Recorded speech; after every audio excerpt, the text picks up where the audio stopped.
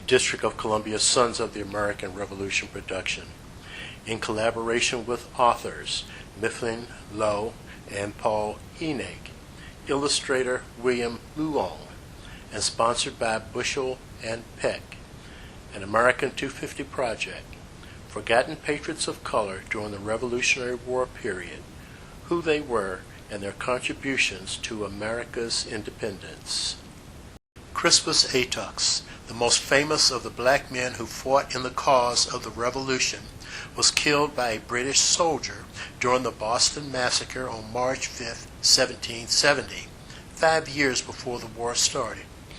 Crispus was a man of mixed heritage, the son of an African man and an Indian mother belonging to the Nantic tribe. Crispus was a very large man of 6'2". Reportedly, Crispus was a slave, the property of William Brown of Framingham, Massachusetts, who became a runaway slave around the year 1750. Although a reward was offered for his capture, he was not seen again until the above March date, and it was believed that he worked on cargo ships as a sailor. He was shot and killed by a British soldier during a protest in Boston, later called the Boston Massacre. He has been described as the first American martyr of the Revolutionary War era. Thomas Campbell was a slave who was given the choice to serve in the Continental Army or remain a slave. He served and suffered the deprivations of war. Upon filing for a pension, he was denied because his name could not be found on his unit's rolls. As a free man, he went to Michigan to start a new life. He is buried in an unmarked grave somewhere in Branch County. Thomas Campbell was born a slave around 1760 in Culpeper County, Virginia. His owner was Colonel Martin Pickett of Fauquier County. At the age of 16, his master gave him the option of fighting in the Continental Forces and being freed or remaining a slave. He chose to enlist, and in the month of September 1776, he was signed and sworn into public service by Daniel Blackman of Culpeper County for a term of 3 years. At the time, he was placed in Captain Wilson's company of the 4th Virginia Regiment. 6 days after enlisting, they marched to White Marsh, Pennsylvania, where they joined General Washington's main army, falling under the division commanded by Major General Marquis de Lafayette. In June 1778, the Continental Army marched to Mammoth, where they engaged the British forces under Sir Henry Clinton. During the battle, Thomas Campbell served with the artillery drawing the horses. Like many other patriots, he was overtaken by the extreme heat and most likely suffered from severe heat stroke. He was taken to a nearby hospital and remained for some weeks very sick. On 10 September 1838, President Martin Van Buren finalized the patent granting Thomas Campbell 160 acres in Berry County, Michigan. Oliver Cromwell was an African-American soldier who participated in nearly every major battle of the Revolutionary War's Northern Campaign. He spent 6 years and 9 months in the New Jersey 2nd Continental Regiment.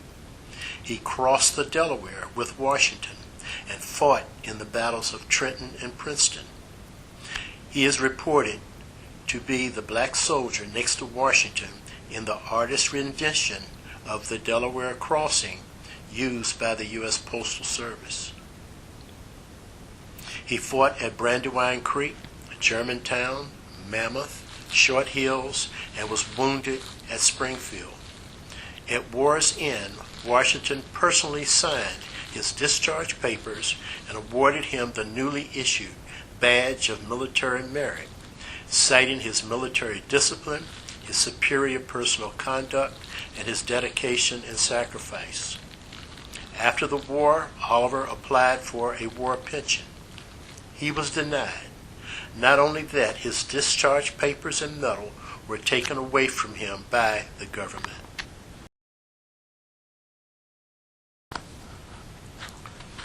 Known as a talented medical man, Cuffy Wells Sanders was born in Guyana, South America, and as a child was sent to live as a slave for a doctor in Hartford, Connecticut.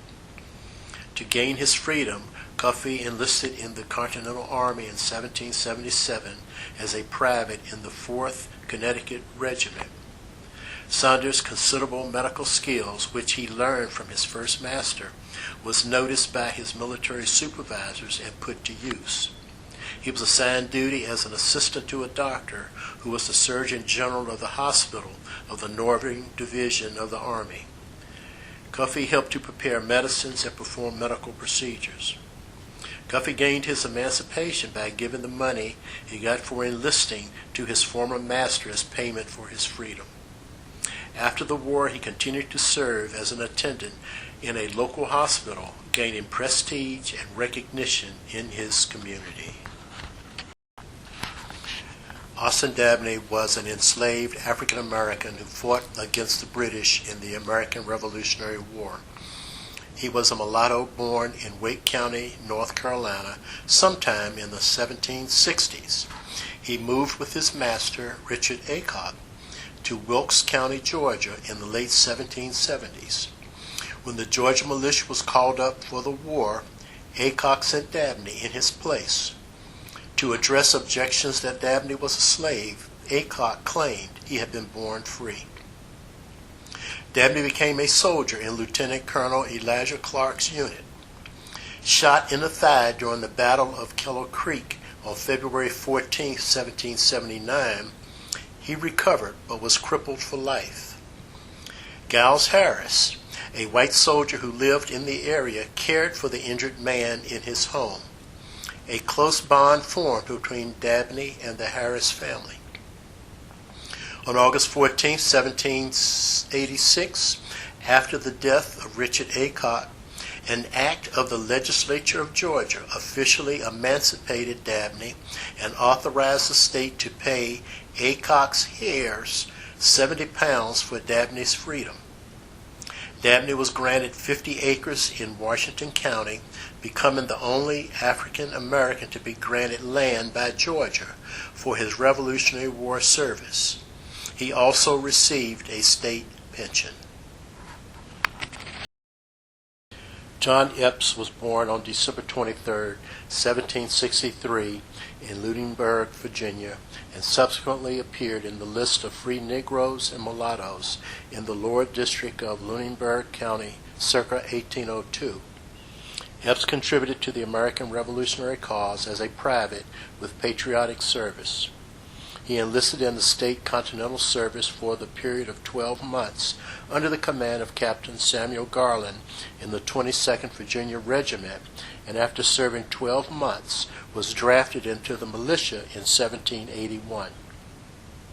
While under the command of Captain Ellison Ellis, he marched to the Prince Edward Courthouse and later was transferred to Captain William Ragsdale's company, and was later under General Lawson and marched from there to Bottom's Bridges, crossing the James River at Cartersville.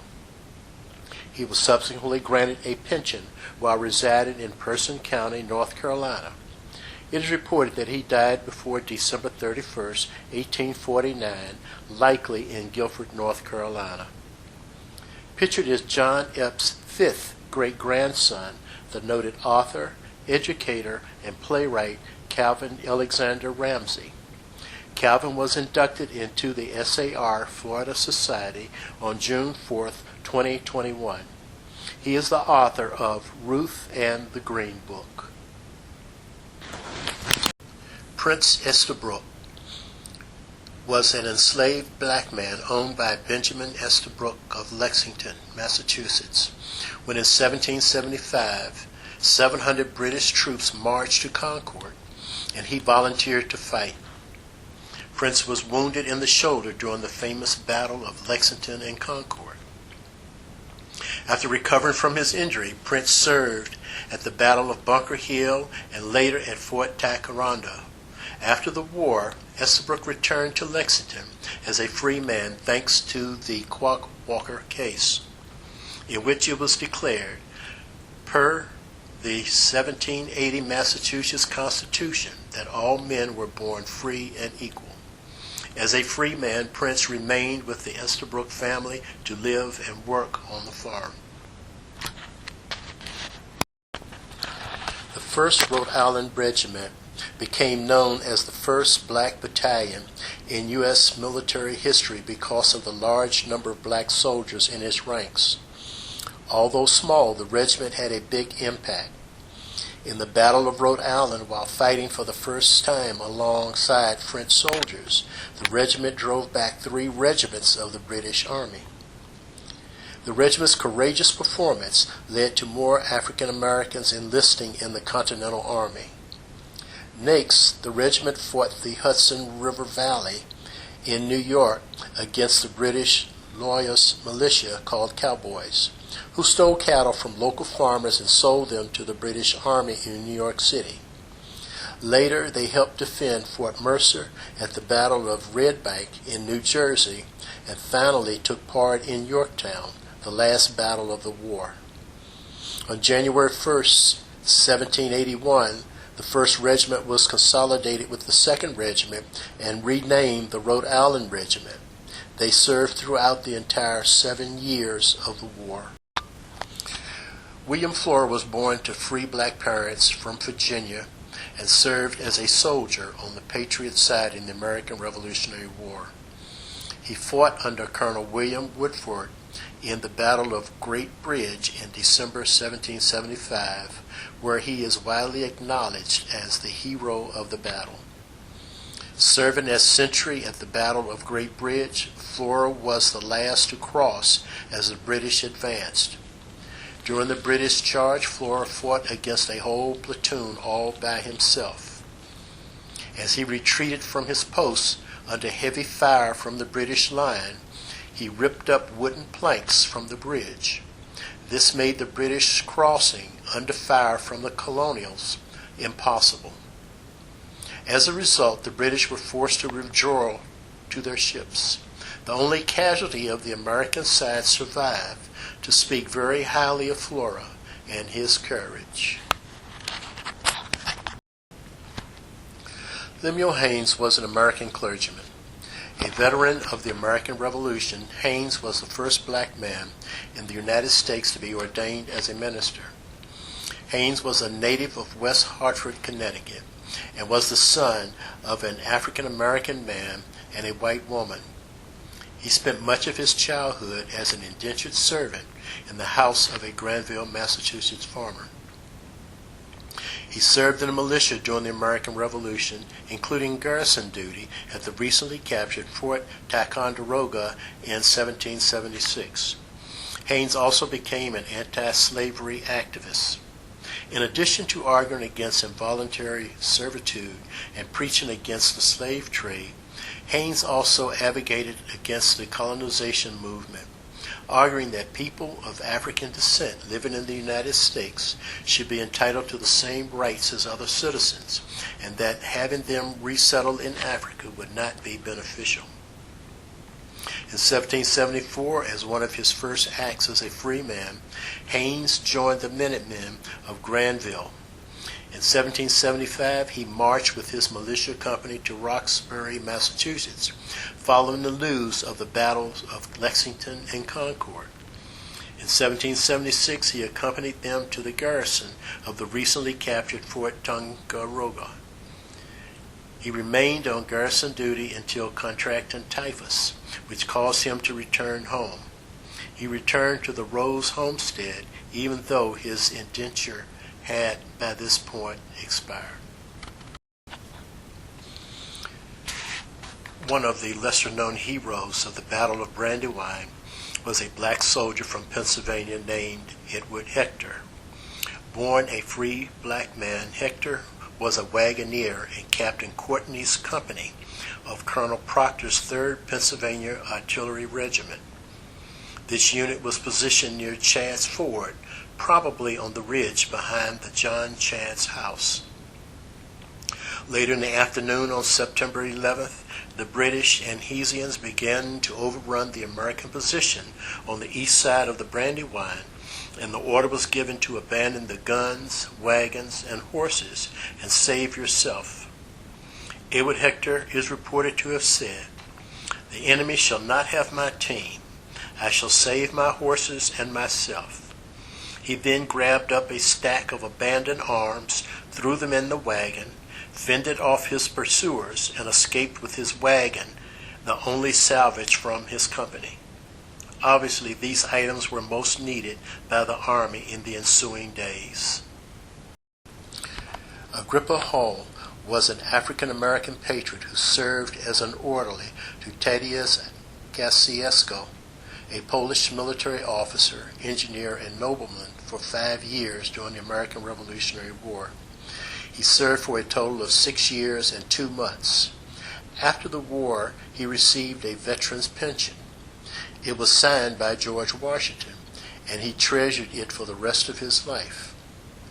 Born free in Northampton, Massachusetts in 1759, in the middle of the 7 Years' War, Hall became the most significant black landowner in Stockbridge, where he lived after the Revolutionary War. He lived to the age of 89. At 18 years old, Hall enlisted in 1777 for 6 years to fight with the Patriots. For nearly 5 years he was the personal aide of Tadeusz Kościuszko, the Polish engineer and nobleman who was essential to continental defenses. He also assisted the medical corps in caring for the sick and wounded. In the last 2 years he worked with doctors and was trained to perform simple operations, including amputations of body parts and fixed broken bones. In the Revolutionary War era, women were not allowed to enlist as soldiers. Yet from time to time they performed heroic acts, often not documented. Oral history tells us the story of the slave, known only as Kate, who was the property of Stephen Hurd in the state of Georgia. Stephen was captured by loyalists to the British. Kate was determined to free her master and entered a British fort as a laundress with a large basket on her head. When she left the fort, she hid Stephen, a small-statured man, in her basket, along with the laundry. Stephen rewarded Kate's bravery by giving her freedom, a tract of land, and a house. Kate continued to serve in the Hurd's household after receiving her freedom. Stephen later became the governor of the state of Georgia. James Armstead Lafayette was born into slavery. He received permission from his slave master to enlist in the Marquis de Lafayette's French Allied units. Instead of becoming a soldier, he became a spy. He told the British that he was a runaway slave and wanted to serve the loyalist cause. James became a double spy, giving the British false information about the Patriots and obtaining information about the British plans to his commander. James subsequently informed Lafayette about British General Lord Cornwallis's move to Yorktown and the expected arrival of 10,000 British troops. This information was instrumental in the surrender of the British at Yorktown. Although an act of 1781 promised freedom to any enslaved soldier, James was denied his freedom because he had served as a spy. With the personal intervention of Lafayette himself, James received his freedom in 1787. George Leckham, a Virginian and former slave, played a remarkable role during the American Revolution. Although little is known about his life, one incident stands out: his incredible strength and unselfish courage. Notably, Leckham was not a Continental soldier. Instead, he was part of a group of over 800 African Americans who ultimately fought alongside Patriots in the Virginia line. During the climatic years of the American Revolution, many enslaved African Americans sought freedom by escaping to join the British Army. However, George Leckham chose a different path. Armed and ready, he stood beside Colonel John Cropper during a critical moment. Cropper's militia company had fled, leaving Lachcombe and Cropper alone to face a bayonet charge by a British raiding party. Lachcombe's bravery at that moment eventually earned him personal freedom and a lifelong friendship with Colonel Cropper. His story highlights the resilience and courage of African American soldiers. William Lee was the enslaved valet of George Washington for nearly 2 decades. Purchased by Washington in 1768, when he was at least 16 years old, Lee was assigned to household work at Mount Vernon and accompanied Washington when he traveled, including during the American Revolution, 1775 to 1783. The war made Lee, who often rode alongside Washington, well known to both American and British soldiers. Although Lee was initially taken to New York at the start of Washington's first presidential term in 1789, old injuries to his knees limited his mobility. Lee appeared to have married twice and had at least one child whose identity is unknown. In 1790, he was sent back to Virginia and assigned to make shoes for the plantation. Washington valued Lee's service and loyalty. In his 1799 will, Washington ordered that Lee be freed immediately at his death and provided a $30 annual pension. As a free man, Lee remained at Mount Vernon until his own death. Barzillai Lew, born in 1743, gained his love for music from his father, who played the fife in the French and Indian War. He followed in his father's footsteps and became a fifer with the Patriot militia. At the beginning of the American Revolutionary War, Barzillai enlisted in the 27th Regiment for Chelmsford, Mass., and fought at the Battle of Bunker Hill as a fifer, drummer, and soldier. During the battle, Barzillai kept the American spirit high by playing "There's Nothing Makes the British Run Like Yankee Doodle Dandy" on his fife. Lew went with his regiment to fight at Fort Tongaroga in New York. After the victory there, Barzillai was selected as a fifer and fiddler for the grand appearance at the Wonderful Show.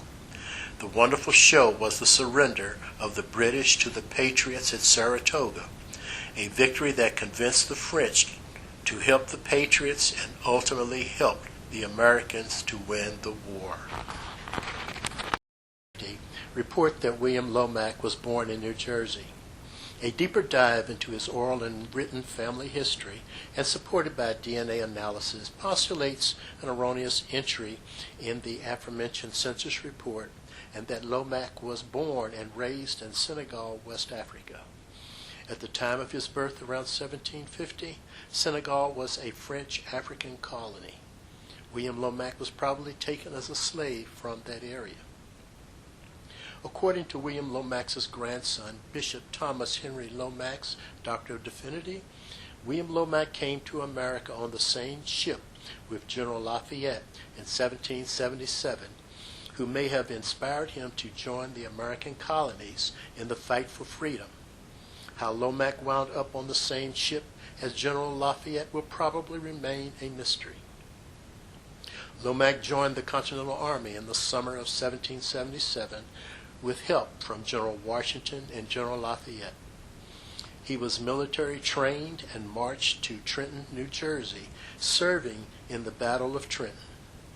General Washington daringly led his men across the icy Delaware River and on a 10-mile march into Trenton, New Jersey, where they surprised a garrison of 1,500 Hessians. The Americans dominated the fight. A pension application witness stated that Private William Lomax was in the heat of that battle. Lomax also served in the Battle of Stono Ferry, South Carolina, to stop the British from taking control of Charleston. The British aborted any attempt to take Charleston. American forces fought bravely under the command of American General Benjamin Lincoln. Lomax was in the Battle of Charleston under the command of General Gates. Lomax became a prisoner of war during the battle by British troops, but escaped and rejoined his regiment at Deep River, North Carolina, under the command of General Gates of the United States Army. After 5 years, 2 months of military service for the Army, Private Lomax was honorably discharged at Black River, South Carolina, about the 1st of July, 1782, having faithfully performed his duty while in service to his country. William Lomax changed his last name from William Lomax to William Lomax, a now free black man, after his life as a slave and his military service with the Continental Army. Basil Norman was a private in the Maryland Continental Army. He enlisted in the fall of 1777 at the age of 17, joining the infantry regiment of Colonel John Gunby. Basil was born free in Frederick County, Maryland on July 12, 1760. Basil served in many campaigns. As the prospects for winning grew, many of the colonists that owned slaves began to fear that all their slaves would join the Continental Army and thus secure their freedom. Preceding the war, Basil had often heard debates about the English colonies separating from England, and the principles of freedom excited him. Quite possibly he thought, as many free mulattoes of that time did, that all the slaves in the English colonies would be freed if the Americans won independence. At the onset of the war, General Washington had declared freedom for any slave that fought with the Americans. Basil was discharged from military service in 1781 and returned to his home in Maryland. He served 4 years and received his pension in Washington County on March 5, 18. Born as a slave on a farm near Salem, Massachusetts, by 1769, Salem poor had purchased his freedom. In 1775, he joined the fight for independence as one of the African Americans who fought at the Battle of Bunker Hill. During the battle, Salem was given credit for firing the shot that hit British Lieutenant Colonel James Abercrombie, who later died. 16 months after Bunker Hill, 14 officers, including Colonel William Prescott, called Salem a hero and asked the General Court of Massachusetts to honor him. They wrote, "We declare that a Negro man called Salem Poor of Colonel Fry's regiment behaved like an experienced officer as well as an excellent soldier." In 1776, Salem enlisted in the Continental Army, serving at Saratoga, New York, Valley Forge, Pennsylvania, and the Battle of White Plains. 200 years later, in 1976, Salem was honored with a U.S. stamp during the celebration of the United States bicentennial. Peter Salem was born a slave. He was given his freedom when he enlisted in the militia. He fought alongside other black Minutemen. Peter fought in the first battles in Lexington and Concord, the opening battles of the Revolution. The British, led by Major John Pitcairn, approached Lexington and had planned to seize the gunpowder and weapons stored there by the American Patriots. Peter was among the group of Minutemen who challenged the advanced British redcoats. Reported by an eyewitness, Salem was the person who fired the shot that killed Major Pitcairn during the battle at Bunker Hill. During the rest of the war, Peter served with the 4th Continental Regiment in the battles of Harlem Heights, Trenton, Saratoga, Mammoth, and Stony Point. In 1882, the residents of Framingham, Peter's hometown, erected a monument to honor Salem's service in the Revolutionary War. Fun fact, some colonial militia called themselves Minutemen because they could be ready to fight at a minute's notice. James Robinson was believed to be the most decorated African American of the Revolutionary War. His owner had him enlist and fight for the Patriots with the promise that he could earn his freedom. Robinson was a part of one of several African American regiments commanded by the Marquis de Lafayette and fought in several battles, including Yorktown. He led the charge against a British wall and defeated 3 British soldiers at once. Lafayette was so impressed that he personally awarded Robinson a Gold Medal of Valor, making him the highest decorated African American veteran of the Revolutionary War. After his owner died, his heirs forced Robinson back into slavery.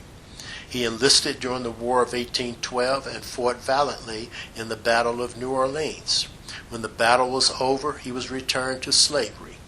In the 1830s, he was able to secure his freedom. Arrived in the Boston harbor during 1761 as a frail, nearly naked child.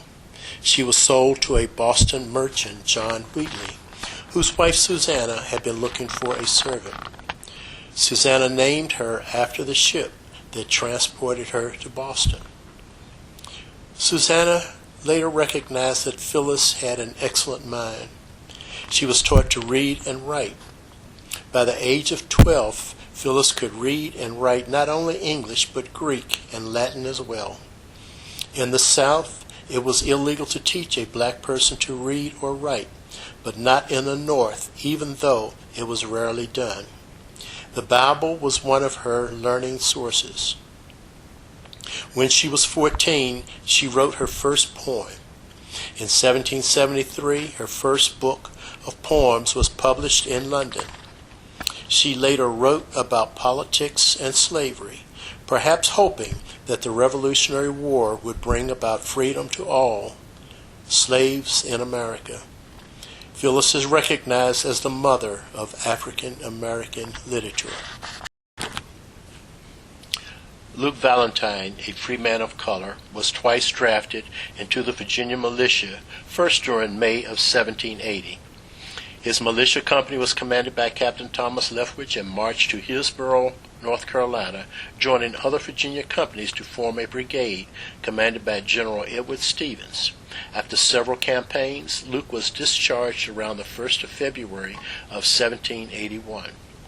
Luke was drafted again during May of 1781 and joined a militia company commanded by Captain Adam Clemens from Bedford County, Virginia, that marched to the assistance of General Nathaniel Greene in South Carolina, and later marched British prisoners of war to Pittsylvania County, Virginia.